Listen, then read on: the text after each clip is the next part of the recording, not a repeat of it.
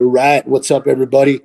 This is Joe, Gio, Ed from Pissing Razors, and you're watching AFTERSHOCKS TV, baby.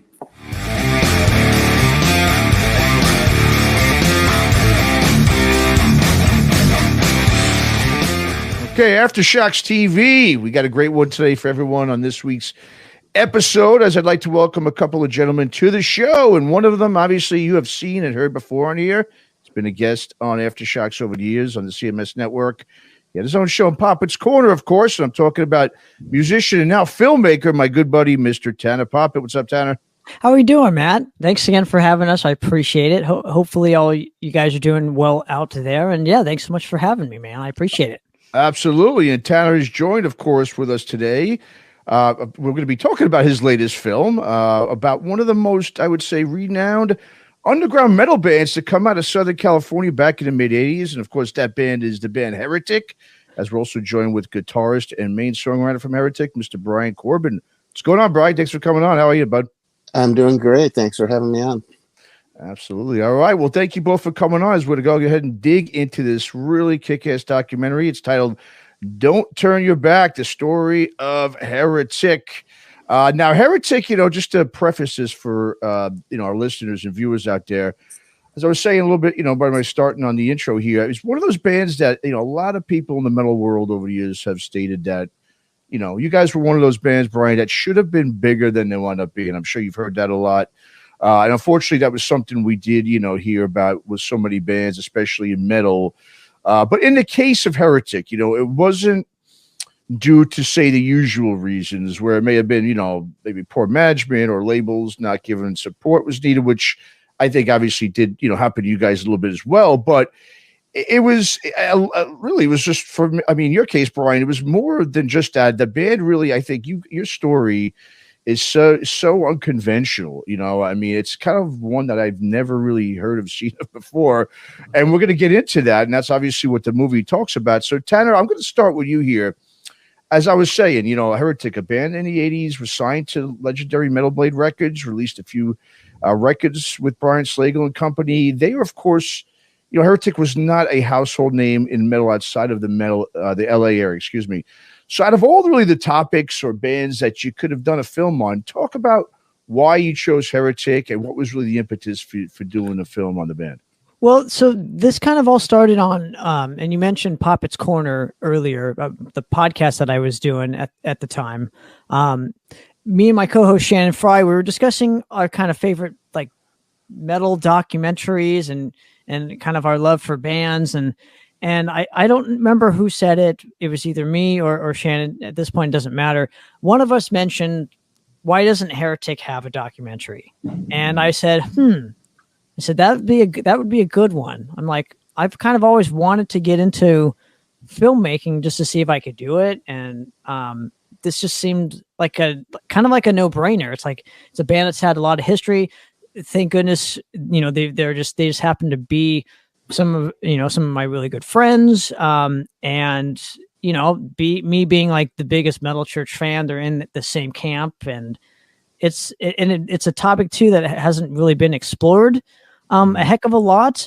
And I got to go back to some of Bob Nobandian's films that I truly do love, and the HERECTIC really isn't mentioned in some of those kinds of documentaries and films, and there are plenty of others that never mention the band HERECTIC, and they were big in their time. And doing the film has kind of taught me, it's like they were big in that specific scene, and it's like they never got the proper representation in any facet. So I kind of wanted to be the change and give them a proper representation, man. So they're a band, like you said, that deserves way more, in my opinion, than kind of what I could do for them. But at least I can get something out there for the fans, and they got a lot of a roaring fan base. So there's a bunch of different reasons. They're all really nice guys, and it's just, they're a great band. So yeah, why not? But yeah, there's plenty of other reasons I'm sure I'm not thinking about, but those were kind of the main ones. Okay. And the antithesis kind of started on just like as a one-off conversation. Okay. So, Brian, now, Heretic, obviously, you guys are technically still active. I know you guys play some shows from time to time in the Southern California area. You put out a record back in 2017. So, like I said, you've got 3 LPs, I believe, and an EP to the band's name since the mid-'80s there when you guys came up and signed with Metal Blade. So, when Tanner came to you about doing a documentary on the band's history, I'm sure this probably wasn't something you were anticipating really happening at any point in time. I mean, what was just sort of your initial reaction when he approached you about doing a film? And were you surprised that a band, with like Heretic, who has probably more of a cult following than anything, were you surprised that someone wanted to do a film on the band? Yeah, it kind of came out of left field a little bit, but when he started laying out his plan for it and talking about, hey, I don't think you guys ever really got the respect you've earned. He kind of laid out a really good case for it, and we went, sure, how can we help? And why would you not want a documentary made about you? So yeah, it was just a fantastic experience as well, and so I'm really proud of what he's done, and it's nice to get the story out there. Really, it was really interesting hearing all the old roadies and hearing everybody's stories from back in the day. It really woke me up. It was really fun. Nice. Well, yeah, and as you can see, Brian, and as the film showcases really heavily, obviously, I think lead singers was, probably wasn't the easiest pairing for you in your 40 years, plus of doing this. And obviously, you're not the only guitarist to have had that experience. The lead singers, it's tough in general just to find band members that can all click together. But now, just to go now back to the beginnings of the band, and speaking of that, I mean, like a lot of metal bands in the early to mid 80s, you guys got your first, I guess, quote unquote break, if you want to say it, when you were first featured on Metal Blade's Metal Massacre series, the 7th version with the track Impulse. And of course, you guys followed that up with the, I think, an outstanding EP with Torture Knows No Boundary that came out in '86 on Metal Blade. So, I mean, things really seemed to start off with a bang for the band. Everything was it looks like things were going really swimmingly, really. But it seemed like once Impulse came out, it was just sort of one kick in the nuts after the other with that. I mean, whether it was band members leaving, obviously your lead vocalist at the time, he left to join Abertor, and then in came Julian, who then he had laryngitis before recording the first EP. It just seemed like there was one issue after the other from that point on. So when did you, I guess, start to notice that really in order to keep things, intact with the band, running and growing, when did you realize that this was going to be, a challenge, especially considering that really at that point in time, obviously metal was king, SoCal was really such a hotbed, if not the hotbed for it. And as you state in the movie, most musicians at that point in time, you guys were overly pressured to quote unquote make it, which was just really how things were back then. It was a business that, unlike today, really actually fostered careers for aspiring musicians, which unfortunately it simply no longer does. But that was really the goal for every rock and metal musician back then. So when did you realize that the business part of music was going to be such an obstacle for you and the band to overcome or to keep up with in order for Heretic to really keep moving onward and upward? Honestly, I don't think, like you said, a kick in the nuts constantly, but as writers, we just knew we'd land on our feet and just keep going. We were always moving forward. We were looking for, we wanted to succeed. And I was a songwriter. That's what I wanted to do. So, yeah, you hit obstacles. You don't notice it till you look back on your career and you go, wow, I did go through a lot. But at the time, we just said, okay, well, what are we going to do now? Boom, let's go. We got our new singer. We got this. Well, we're going to go with David Wayne from Metal Church. Okay, let's do that. And I never at the time, other than being a little hurt, your feelings get hurt and it's terrible situations, but you just keep going. It's survival. And I believed in myself and I believed in the band and we just kept going, and then 40 years later, 30 years later, we look back on it, it's kind of funny, but there was never a point where I just went, why me? You just kept going. Sure. Now, Tanner, just, getting back, Brian was saying before how, what's great, I think, about the film is not only do you have current ex-band members, but you've also got, you know, obviously, like you're saying, you got the roadies in there. I mean, a lot of people who were associated with the band that weren't just musicians. So did you know precisely like who you wanted to include in the film? I mean, did you reach out to as many ex-members as possible? Did you collaborate with Brian or anyone else in terms of who really would be a good, you know, fit to put in the film? How did you approach that? So I kind of, at this point, when I got the blessing, so how this originally started was I went to a rehearsal of theirs to approach them and kind of, you know, in person. It wasn't like I was emailing everybody saying, hey, I want to do this. I literally went to the practice with all 5 of them in the room. And I basically said, hey, I would like to make a film about you guys. Would you be okay? I would love to have your blessing to do this and support. And pretty much all 5 of them gave me it. I didn't know this at the time. I thought Stu was kind of apprehensive about it, but it turns out he was really excited. I just didn't know Stu as well as I know now. So sorry about that, buddy. You know, at that point in time, since I had their support, I kind of was saying, how was I going to do this? And I kind of wanted everybody. I didn't want, if I was going to do this, I had one shot at it, and I wanted everybody who was a part of the band's history to be involved in this. So a good majority of this, I have to give credit where credit's due, is from Angelo. Like, he let us do the interviews in his house. He provided me with so much contacts and information about, you know, like the kinds of different people to be involved in this. You know, like I said, some of the roadies, and some of them too, I heard through the grapevine that this was happening and kind of reached out to me as well. You know, like Trevor Rick he always travels, I guess. And he was like, hey, I have to be a part of this. Like, I want to be a part of this. And, you know, he brought the first ever Heretic flyer, which I got to piece that and put that in the film. And so those little kinds of nuggets that otherwise wouldn't have been documented, and I'm so grateful for that. But yeah, I wanted everybody involved, you know, and I didn't really get a lot of no's from people. Like, the crazy thing about the Heretic family is that everybody is so supportive, whether it's like ex band members or current band members or anybody that's involved in the band. Like, it's all one like family, if that makes sense. And it's no other band that I've ever kind of come across is like this.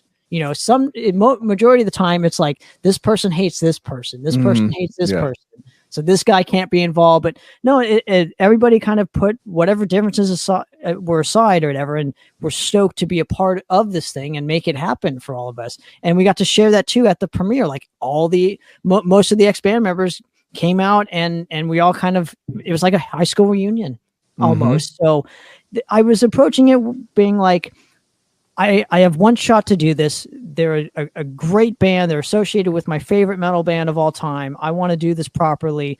And I reached out to and that included Bill Matoyer, you know, that included like the producers and things like that. So I was really grateful to get those opportunities and those people in the film, and especially too, man, like, I wanted to do this especially for Brian here, because I'm such a huge fan and like of his guitar playing and his songwriting, and I've told him this many times, probably wasted off my ass, but it's the truth. And, you know, it was for everybody. It's like one big happy family. Sure.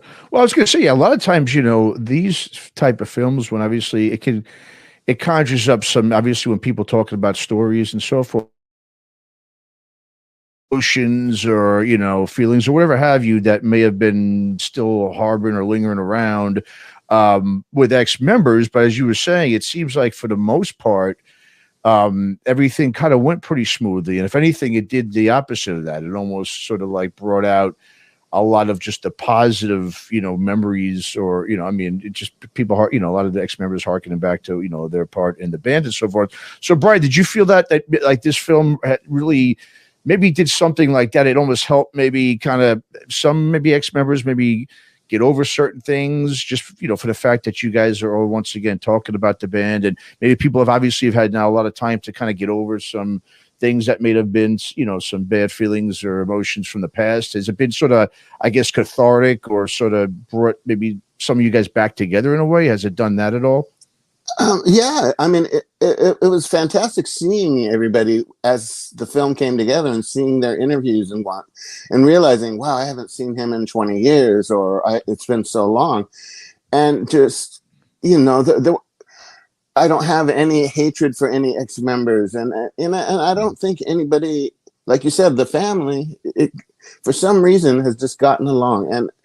And I would hope that coming together and talking about their experiences and stuff really helped people maybe get over a couple things. But it was just wonderful seeing everybody throughout the film that I haven't seen in so long, and hearing, you know, they saved the story because they remember things that I didn't.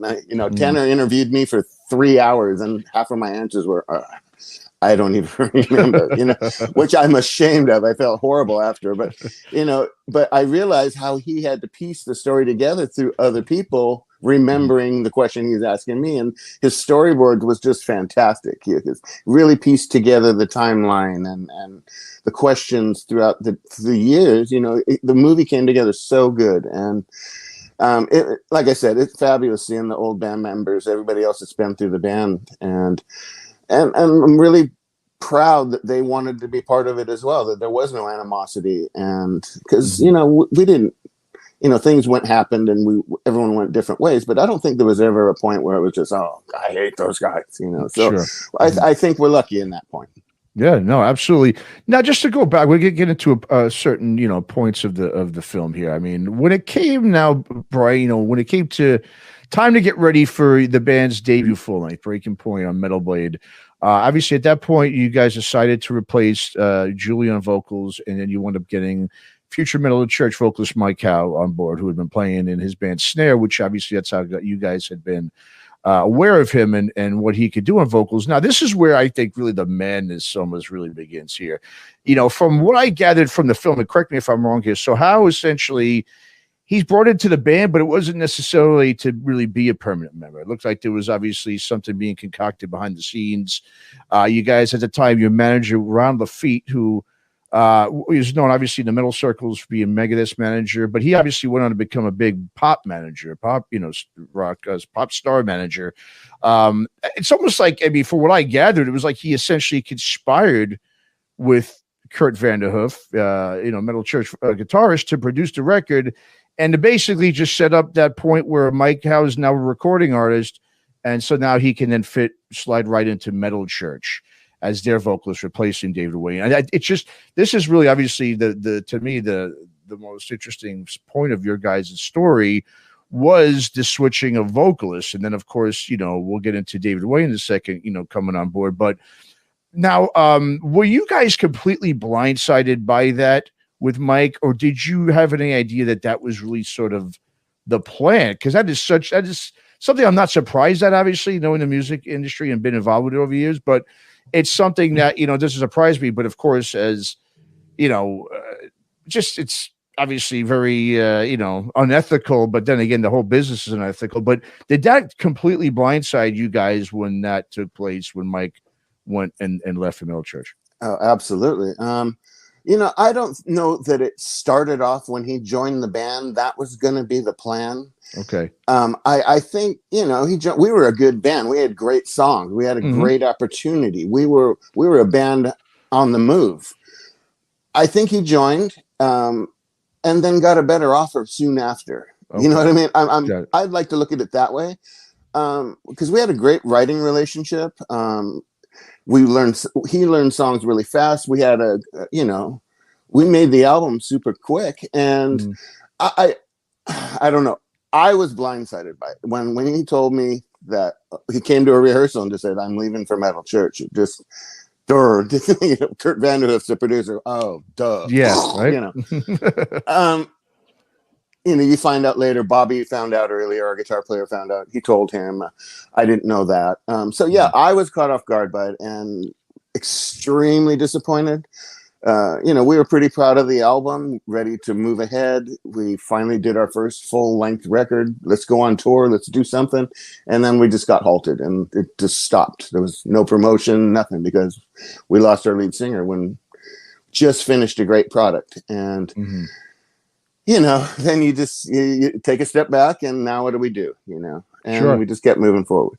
But yeah, personally, I don't know that it was like a coup from the very beginning. I think it was something that developed, and hey, this guy's a great singer. Maybe Ron fed some information to Metal Church. I don't know. And then that's how it developed. So okay. Now, one of the points too was your ex-bassist Dennis O'Hara. He mentions that you guys were very influenced, as a lot of bands were at the time, but heavily by journalists and obviously label people. I mean, you've got obviously all these people coming at you in different angles because, once again, there's that pressure there to quote unquote make it. I mean, that was just how things were then. And so, you guys obviously let go, like you said, of Julian after the EP. You guys, I think, as well as management was for. And like me personally, just from a musical fan point of view, like I said, I thought Julian's vocals were good, because I noticed too on Breaking Point. This is the only reason why I thought maybe it was a coup, is because the vocals are so high, so much higher, I should say, I think, in that mix, where it almost seemed like they were just trying to showcase Mike Howe on the record, because there's great songs in that record, obviously, but I just felt like the music was sort of like not as involved in that, especially your guitar playing. It was just sort of in the background where Howe's vocals really stuck out there. So I mean, obviously, like I said, you guys are a young band, and I think that's where obviously a lot of the management failed you guys. I mean, the label obviously didn't, I think, obviously push you the way you should have been, and I'm sure you guys obviously agree to that. So how difficult really was now as a young band, when you've got to make these decisions, when you've got the industry telling you one thing, okay, and you've got journalists say one thing, and you're getting, obviously all this coming from this angle. Then again, maybe personally you feel like, well, you don't necessarily feel that way, but there is that pressure to now listen to the labels, listen to the journalists on what you should do. I mean, how difficult was it to make those decisions when that's happening around you at that age? I mean, in the end, let's put it this way. Did you think basically you just kind of listened to whatever people were telling you just because of that pressure to quote unquote make it? Yeah, we had people we trusted. We trusted Ron Lafitte. He'd been my friend since high school. Metal Blade was always kind to us. So yeah, we trust the people that we thought had our best interests. But honestly, it was me and Dennis. We really were brothers. We had to team up, and what are we going to do? We were the main songwriters. And we had each other to bounce ideas off of. And then we said, who are we going to trust? Who are we going to, what do you think? What are we going to do? I talked to John Sutherland a lot at Metal Blade. He gave a lot of good advice. Just, you just make your decision and move on. And you find out, through the years, maybe somebody was maybe going behind your back and doing things, and it's horrible to find out, but I don't hold any grudges. I don't hold, maybe that's why I'm not gray. I'm almost 60 years old. I just don't stress on things. It's not worth it. Now, one aspect of the film that I wish I touched more upon, because I couldn't interview the man because unfortunately he passed away a year prior to me even starting the film, was Rick Merrick. And Brian, for you, I got it just real quick. I got to ask you this: is how important was Rick in the Heretic camp? Because unfortunately, I could not get enough information about his contributions to the band. He was our business guy. He did everything. He made all the flyers. He had all the contacts with the agents. He was the guy saying, "Hey guys, we got to play more shows. We got to do this. We got to do that." So he was really the moving force that kept us going. He was very important. Me and Dennis would bring in new songs, and we'd come to rehearsal. Merrick had already been rehearsing for an hour, with a click track on, just dripping sweat before rehearsal. He was just a fantastic drummer, and he had a huge part of Heretic moving the wheels forward for sure. So Tanner, now for you as a filmmaker, with obviously a tough thing is obviously not only is he not around Rick, but obviously Mike Howe and David Wayne are also passed as well. Rest in peace to both of them. So they obviously, you couldn't get them obviously to give their take on things as well. But the cool thing is, it seems like we were saying, you guys were kind of alluding to earlier, that there's though very little animosity between you know, the ex-members towards either Mike or David. It seems like everybody liked both those guys, and they were good band, you know, band members to be, you know, in a band with. Maybe not David Wayne's ball sack on Angela's arm, but that's a whole nother different thing, man. That's pretty funny. But so Tanner, what do you? I mean, how did you initially approach telling the vocal, or wanted to approach it, to say, really telling at least the vocal side of things? You know, and how did it really change as you went through the motions and you interviewed Julie and interviewed Mike? And, you know, I mean, how did you have to adjust, you know, telling that side of the story compared to what you kind of knew and what you knew from Brian and all the other members telling you, you know, their, you know, side of the stories from what they experienced? So depending on who I was interviewing, or I placated certain questions to each guest, right? And I also had a list of questions too, that because there's always a beginning, middle, and end to every story. So I knew the beginning was going to be the band plays, you know, gets started, they play their first show at I didn't know this at a high school, at Narbonne High School, and they get you know, they get put on Metal Massacre 7, and you know, Mike, and pretty much the first third, or the first third of it is up until breaking point, and then the second half is the Reverend era, and then the third is when they get back together, and right, like the last 15-20 years. So I was kind of placating each question, or I don't know what if the word is placating, but you get my point. Depending on whatever guest I was interviewing, I would ask him certain questions. And, you know, the story piece, because I was editing as I was going, the story kind of started to develop as I was interviewing each guest. So I didn't wait until the end and then, you know what I mean? Like, so Gotcha. Because I was editing as I was going, it allowed me the opportunities to ask certain kinds of questions that, had I waited till the end, those questions would have come right then and there, and it would have been too late for me to ask the questions in the interview, because they would have already happened. So I think my strategy to editing the film paid off tremendously in terms of the information. Sure. Yeah, so I agree. Okay. That would be, hopefully I'm answering the question properly, but yeah, depending on how I was editing, definitely made it so I got the best information possible to tell the story in a respectful way, because, you know, some of these things could be touchy and on other, you know, other people were doing it. They could have been a whole different kind of film, but I wanted to focus strictly on the musical aspect of the band. And, and again, everybody has, you know, similar information on things and then different information on things. So I had to kind of bounce on different kinds of information on the same subjects, because everybody has a different point of view on it. So, yeah. Absolutely. Great. So now, of course, you know, just going to now, I'd say the other, you know, big, I think, part of the Heretic story, and speaking of vocalist and David Wayne, obviously, is when Heretic morphed into Reverend. So the band obviously hooked up with original Middle Church vocalist David Wayne. So essentially now both Middle Church and Heretic swap singers, and that's, you know, when Heretic is no longer, and now Reverend was in tow. And that has to be, I think, one of the more interesting and craziest, obviously, twists to a heavy metal band story that I have ever, you know, you ever going to hear about, really. And it's definitely, I think, one of the biggest highlights of the film is, you know, just a very unique and bizarre story. And from what I took of it, is the band, you guys essentially, really, Brian, you had no choice in a lot of ways but to follow what obviously you were being offered from David, or else really you'd have to then go ahead and do what you go through the process of now finding another vocalists.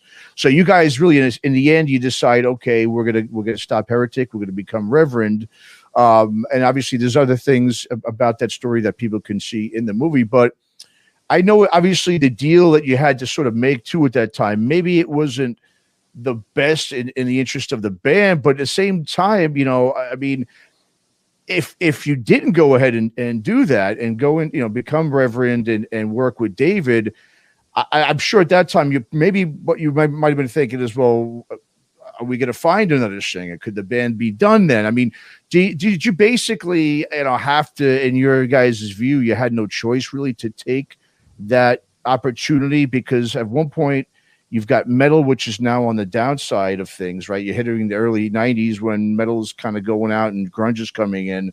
So at that point, did you feel almost like, well, we kind of have to do this? Or was it something that you were like, well, yeah, we have to do it, but we really do also want to do this? So did you feel like you were backed in a corner, or was this more of like, no, this is a great opportunity that we have, and let's go ahead and run with it? Yeah, it was an opportunity to move forward. Just swapping singers is story enough. Everyone was just saying that's just going to be great press. It's a retarded story, but it's like all it's going to do is people are going to talk about it. And Dave Wayne was, a big major name, and so it wasn't like we were going, oh God, we don't want to play with this guy. Right? It was wow, we're lucky. This guy's an established heavy metal singer that people worship, and we just went with him. We like, there's a great scene, Dennis describing how we ended up choosing Dave and doing it. It's you'll get a laugh out of it. It's a really good story he told. But yeah, we just went with it. That was another one we had. I've been talking with John Sutherland about it, and he's the one that kind of suggested, it's a great story. It's going to get you guys press, if anything, and we already had songs. We already had, we were ready to go. As soon as Dave got going, we were rolling already, because it wasn't like we had to, let's start writing for Dave now. No, he came in, we had a bunch of songs already written, and we kind of learned his voice, how to phrase things with the way he sings. And then we took it from there. Yeah. And one thing, I've talked to Tanner about this, musically, when what I loved about the band, what I loved about Heretic was you guys were doing, you guys really had this blend, everyone talks about, they have this, a little bit of this, a little bit of that with their sound, but your guys' sound was really unique in that. Sure, you had your classic metal sound, you had your power speed metal, influences, but it also, and thrash metal influences, but it also had really a groove, a groove metal thing, which, that was something that really didn't take hold until the early part of the 90s when you had Pantera and bands like that really riding the groove metal train. But you guys already had that with your sound. And so, I mean, that's, I think, something is, like I said, you had the speed, the technicality, but you had that groove that was something different. And I think that was probably something that I think musically, maybe what people weren't necessarily ready for it yet. You were doing something different that, of course, a few years later down the road became something big. Do you think that had, when people were thought about the Heretic sound, because you did have a unique sort of blend of all these subgenres, did you find that was difficult for people to grasp onto yet, because it was kind of a little bit different? It wasn't all about speed, which at that point in the mid 80s, everything was about speed, and at that point in time, was that something that I think took maybe time for people to kind of adjust to? It was that groove and that different sort of tempo that you guys had? Yeah, possibly. We just wrote whatever came out. We were influenced by, Led Zeppelin, Queen, Black Sabbath. Queen had an opera, and then they did speed song on their albums. We just kind of, whatever would come out, we would write it, and it would work for the band. Then we'd play it.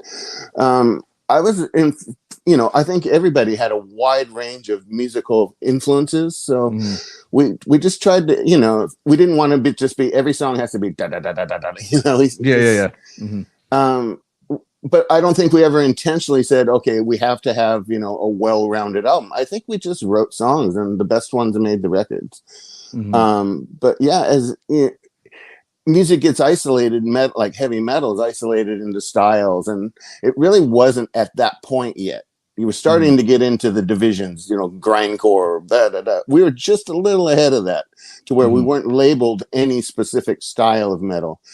And then, maybe, we would have changed. I don't know. But for where we were and where it ended, we were just writing songs. We weren't trying to be any style. We were influenced by, European metal, Accept and Iron Maiden and things like that. And, Accept had the groove, and then they'd have Fast as a Shark on the same record, So I think that's where that comes from me personally. And, and then as the years went on, then that kind of defines of we were doing something maybe, like you said, maybe ahead of our time. I don't know. That would be cool to think. No, sure. Well, I think the other interesting thing too that was touched on briefly, you know, in the film, was what happened to the band post Reverend, when you guys then, you know, when David Wayne broke off Reverend and went his separate ways. The band, you guys continued, you know, which was really cool too. You continued on a different name. I know you had a couple different names. Seed, I believe, and Evolution Overdrive were the two, right?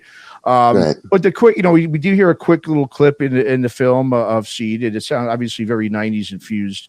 So, but it was cool because it wasn't like you guys just were like, okay, you quit. I mean, you really did continue to try to push forward, and it seemed like that really is sort of the mantra of the band. You know, no matter what happens, just keep moving forward, keep writing. Don't let things, you know, sting too much. Just keep moving forward.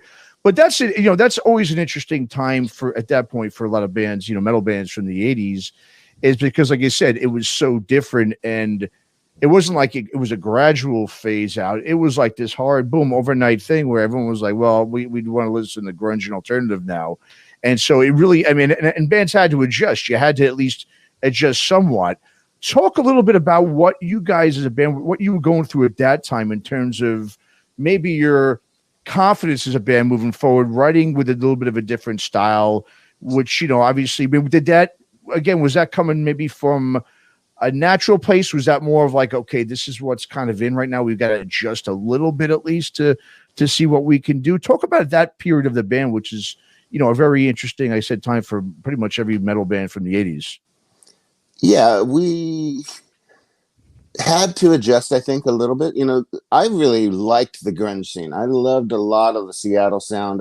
I'm a Black Sabbath fan, so that sound really, you know, resonated with me when as soon as I heard, you know, a lot of those bands coming out of there. I didn't see it as metal's dead now. Alice in Chains, you know, just fantastic bands.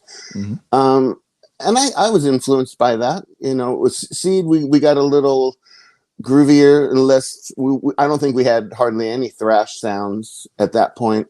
So yeah, I think we adjusted our sound a little bit, and we had a really good singer. His name was Chris Roseberry. Totally unlike anything I'd ever worked with. His range was just like off the charts, and he could harmonize with himself. And so it really opened up a new door for me writing wise, where, oh, you can harmonize with that. Wow. You know, and then I could create new chords and things that I'd never really had the chance to work with. But, you know, as you said, the music scene was just shutting down. It was, record labels weren't signing bands. Seattle, unfortunately, kind of killed that. MTV kind of killed that. It just suddenly, hey, we can't put money into bands, you know, like we used to. You know, it just wasn't there. Bands weren't making money like that unless you were Nirvana, you know. And unfortunately, yeah, we were playing to crickets in LA, you know, maybe the people we would bring, and then that was it. It really just kind of started killing me after a while, you know. I'd been doing it a long time, and I could see the writing on the wall with Seed, the last band. I was like, okay, I think it's run its course. And then you know, now when you say run its course, it meaning just in general, like your career trying to maybe quote unquote make it or be a professional musician. I mean, because did you kind of like then drop out like a lot of guys did at that point? Did you drop out of music completely for a long time until Heretic restarted up? Yeah. I always wrote. I have, you know, pop songs that I write now on my little computer, and I'm always doing something. I'm always writing something. But, you know, I got married, had kids, and it was just time to take a break from music. I just realized it, and so it was a needed. I think it was a good, healthy break that I took, and I was able to, you know, recharge it by the time the guys called me 10, 15 years later. I think I might have been ready again, you know. But yeah, it was, I finally had to just take a step back and stop for a while. Sure. No, absolutely.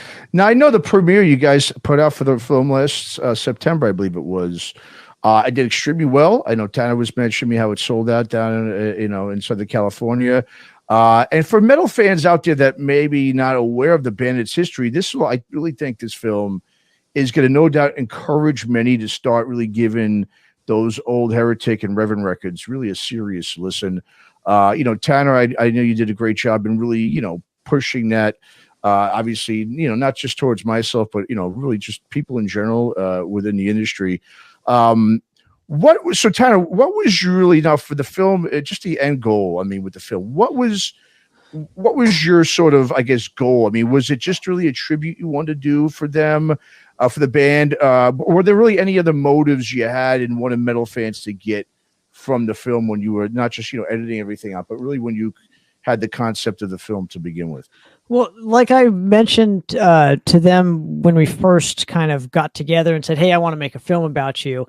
I think the next sentence that I said after that was, I want to put the band back to the conversation. Mm-hmm. Even if it was just for a second or an hour or a year or 10 years, however the case may be, is like you guys have like a huge legacy and were successful at that specific time. And like, it seemed like the powers that be were trying to force that to like not exist anymore for the band. Like it was almost kind of like they did, they almost, because again, they weren't mentioned in other films. They weren't mentioned but they had a huge success here in LA. And it's like my ultimate goal, two things.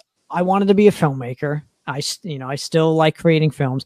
The other main reason for doing it, where a goal was to put them back into the conversation. And I think I might have done that. I don't know, but even still, I mean, we sold out the premieres, all of our friends, and I got to be, again, I'm now a part of the Heretic family, which I'm super blessed and grateful for. And I thank God every day that I got the opportunity to do this. So, I just hope it helps the band. That's the goal, right? Mm-hmm. Yeah, and what's really unique, just from seeing some interviews that you've done with some of the members and just watching the film a few times, as like we've been talking about, and you guys have been saying, really, it is sort of like this family. There's been a lot of members in the band, obviously, but it seems like every band member is very proud and honored and loves still talking about their time with the band. Sometimes that doesn't happen very often. Especially when a band goes through that many members, there's always, some members that are bitter and just, it's hard to patch up any of those relationships, or they don't want to talk about it. But it seems like everybody that you approached really wanted to be a part of this, and really had a lot of positive things to say about their, the time within the band. And for pretty much everybody, it was an enjoyable experience, you don't really find that with many bands, obviously. So, I mean, how did you, interviewing the band members for the filming, or the ex-members, is that what you took out of it too? Was just like, wow, this was really, were you surprised at that? Let's put it that way, for a band that really, had gone through a lot of changes, not just band member wise, but just within the dynamics of the band and with labels and with, whatever, all the madness that went on with a lot of different stories. I mean, it surprised you to see like, wow, everybody really it was a positive experience, it seemed like, for just about everybody in the band. Yes, I would say so. Yes. I pretty much would sit down with each of the guys for like 2 to 3 hours. So I literally had 60 hours of footage to go through for the film. And that was just the interviews. And then all the excess of asking, the members for each of, photos and videos. And, there weren't a lot of live footage from back in the day. There's maybe 1 or 2 shows that I could work with. And again, with the band's blessing, they allowed me to peruse that footage to use. But going back to your, sidebar here, but you're going back to your original question of, basically, yeah, it was, I was definitely not shocked, but I was like a bit taken back by, like, as a band guy myself, like there's not a lot of bitterness. And I don't know if that comes with age. I don't know if that comes because all the guys in the band have had other, they've done other projects, they've done other things outside of Heretic, but it's just really nice that, like, they wanted to be a part of this. They had great things to say, and they allowed me the information to tell the story in a way that's going to, like, document the band in a proper and properly represent them. So yeah, I was, like I said, it just all it was all just meant to be. I think so. I'm blessed and grateful for that, and I just hope. Main thing is the band likes it, so we're that's the main thing. So yeah, I was definitely a bit taken back by the positive reception with all the band members. Yeah, and I think what's cool too is you were able to not just get the band members, but you also able to get some of the guys from Metal Blade. You got Bill Matoyer, you got William Howell, who was obviously one of the A&R guys at that point. Now known as DJ Will. And same thing. I mean, Bill Matoyer pretty much said the same thing about the band, that he feels it should have been a bigger band. I mean, and Brian, for you, is that, when you hear that a lot, especially now it is, 40 years later, almost since, you released the first EP, to hear all these people say like, man, this band should have been bigger, including, like I said, not just fans, but people in the industry. I mean, obviously it feels good, but it's also kind of maybe frustrating being like, yeah, I know this, and this is probably what's kind of a little bit like bittersweet about the whole experience, was that we did have the songs, we did have, mostly we had what we needed to do to get to that next step. But, like I said, not everybody, I remember talking to Michael Lagos some years ago, you said, look, it's about Middle Church. He said, look, some bands just don't make it or don't get to that level. It's not because of a lack of anything. It's just sort of the way the cookie crumbles or the way the luck of the draw is. But does it get sort of like, do you sit there and think about like, oh man, what could have been? Or you just be like, I'm just grateful of what has been? Oh yeah, my legend has grown now, with the internet and YouTube, and as my kids got older, they got into music, and then they started discovering who Dad was. Wow. Now you can look up, you can type in my name, boom, the videos show up, and so yeah, it's great having my sons being a part of it now, and letting them see Dad was pretty cool back in the day, or, I mentioned it at work. Oh yeah, I play guitar. Oh, you're in a band? Yeah. And so they type me in and they look me up. It's, it's things you can do now that you couldn't back in the day. So yeah, for me, I don't look back and think, oh, if I could have. I look now, wow, I'm more famous than I ever was before. So I'm enjoying it right now. And I'm really appreciative of Tanner putting this together and really getting a kick in the butt for the band. We've got a new album we're working on. So this is really great incentive for us to just, hey, this is perfect timing. Let's get it rolling. He did a wonderful job with the movie, and let's get that story back out there and see what else happens now. Absolutely. Yeah. And like you just mentioned, so you guys do have an album in the works. What the other thing too, it's like, I think one of the cool things you mentioned in movies, like you said, like we talked about a little bit before, back then there was that pressure to quote unquote make it. Now there's not. So now you can really just sit back and enjoy the whole experience, as you mentioned in the film. So now in terms of like with the band, the dynamics and everything, I'm sure it's the same way. That it's just got to be, everything's just got to be now. Like I said, there's no pressure. You're doing it for enjoyment. You're doing it for yourselves, really, not doing it for the manager and the labels and so forth. I mean, how obviously it's got, I would assume it is more enjoyable now than it probably ever has been, correct? Yeah. Yeah. I mean, it's no pressure, maybe to a point where it's bad for us because we take a long time in between releasing albums. I wish we could do them a little faster, but we're all dads. We're all, we have jobs and lives, and, getting together once a week to rehearse is hard sometimes. So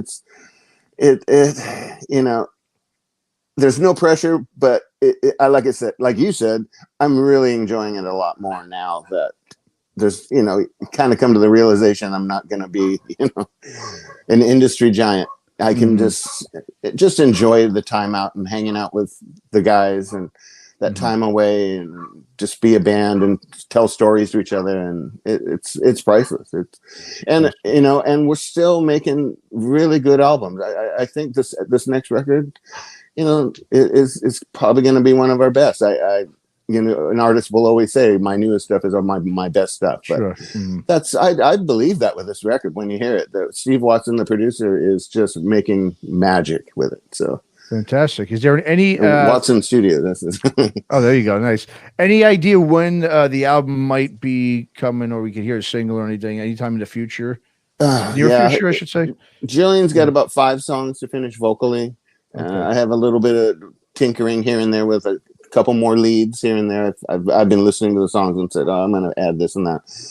But after that, once the record's done, now we don't really have a label anymore. I mean, they said you can give it to us and we'll see whatever. We got a toy if we want to put it out by ourselves, look for a label. We've already got the cover art started. Okay. So, I mean, things are there, but there's really no timetable on when it's going to come out yet. Okay. I think once we finish recording, that suddenly that fire is going to get lit, and then we can go, okay, we got to do something. What label we're going to go with? What do we want to do? And things like that. So very cool. Very cool. Hopefully this year. Okay. Very cool. I hope so too, man. So Tanner, now I know the film it's going to be streaming eventually, correct? Just keep us. So what's going on now up until today? Where can people find the film or even purchase a copy? Just fill the listeners and viewers in on where they can pick it up. Sure. Yeah. I appreciate, like I said, I appreciate it. You could actually pick up a copy. It's on Blu-ray. I have a copy right here. I wish I could give everybody through the screen a copy, but so it's available on poppittproductions.com. It's POPPITT productions.com is where you can actually get a physical copy of the film. It just got licensed on Amazon Prime, so it'll be up there relatively soon. I'm really excited for that. I hope the film does something to where, like Brian was talking about with the new record, that it'll catapult them into being able to have the opportunity to work with bigger labels to help get their new stuff out there, because they're a great band. I know the new album is going to kick some serious butt. Unfortunately, at the time of recording the film, I couldn't include any of the little snippets of the new album, but I know it's going to kick some butt. But it'll be everywhere streaming. Like I said, it'll be on Amazon, and you can pick up a copy of the film at poppittproductions.com. It is it's like the most DIY approach that you'd be supporting, and support local, and that's what we're doing here, man. We're supporting local. So Heretic is just a great band, and Matt, I really appreciate you having us on.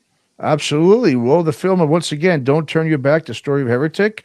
Go check it out. Like you said, Amazon will be up soon, and you can go ahead and pick up a copy of it now for everybody to check out. This is an absolute great story, and everyone should do themselves a favor and absolutely go back and listen to those earlier Heretic records.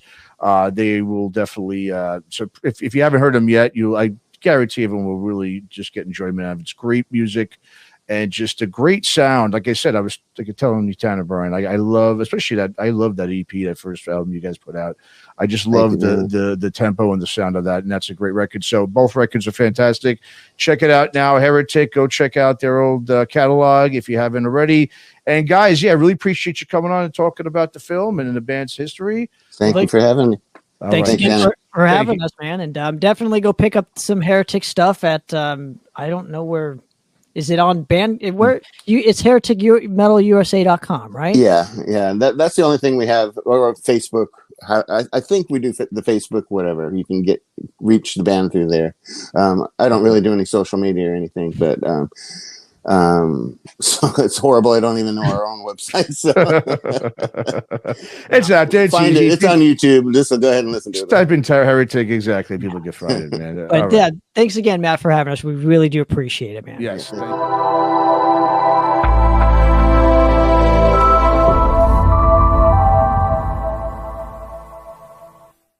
The true hub for Chris Aiken Presents is their website, www.chrisaiken.net. You can watch all live episodes of the show live, participate in the chat as well. You can get past shows in both audio and video on demand formats. Join Eric Ferentinos' VIP Facebook group right from our page. Bookmark it today. www.chrisaiken.net. That's CHRISAKIN.net.